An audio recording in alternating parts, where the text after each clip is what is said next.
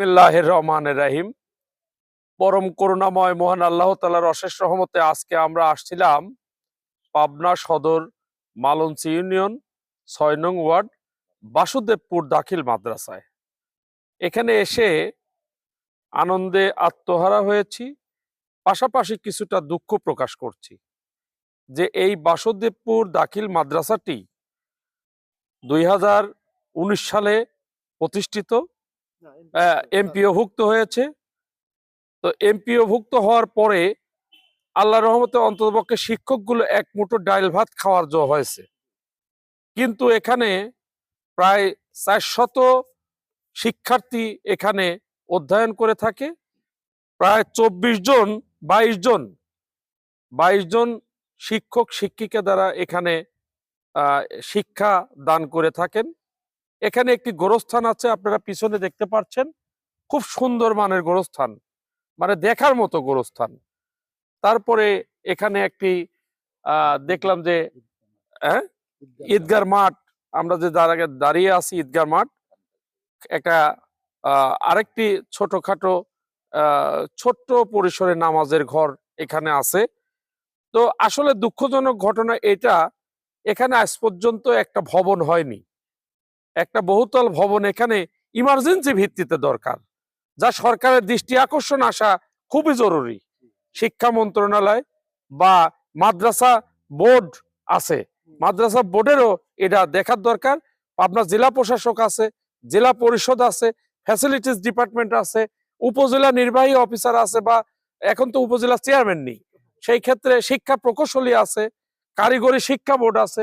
সকলেরই এই বিষয়গুলো খুঁজে বের করে আমার মনে হয় এগুলো দেখাটা অতীব জরুরি। রাষ্ট্রের জন্য যদি শিক্ষা গ্রহণ না করতে পারে সঠিকভাবে, তাহলে কিন্তু শিক্ষার্থীরা বিদ্যালয়ে আসবে না। বিদ্যালয়ে ঝরে পড়া শিক্ষার্থীদের এক সময় এমন একটা পরিস্থিতি হয়ে যাবে যে যদি শিক্ষা দান না করতে পারে, দেশে সন্ত্রাস, নৈরাজ্য, বিভিন্ন প্রকার অপকর্ম, মাদক সেবন, চুরি ডাকাতি সহ বিভিন্ন অপকর্মে লিপ্ত হবে। কাজেই এই সকল শিক্ষা প্রতিষ্ঠানগুলো উন্নতকরণে শিক্ষা মন্ত্রণালয়ের দৃষ্টি আকর্ষণ করছি।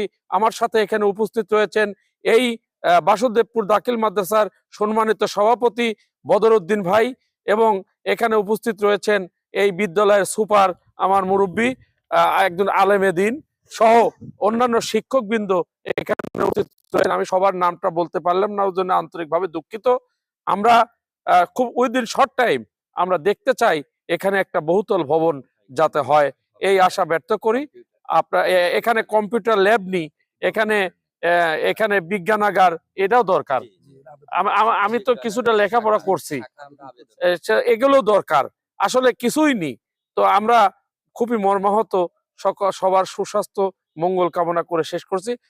হুজুর, আপনি 1 মিনিট একটু কথা বলেন, আপনি যেহেতু আলহামদুলিল্লাহ।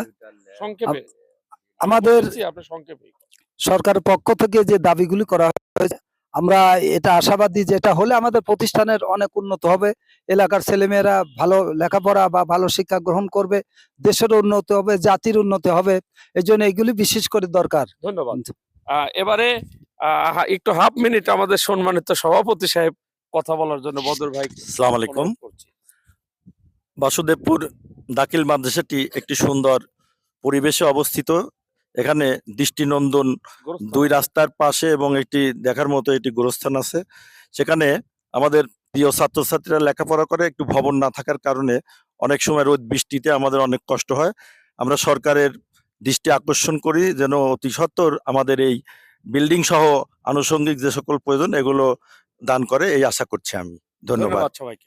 আসসালামু আলাইকুম ওয়া রাহমাতুল্লাহ।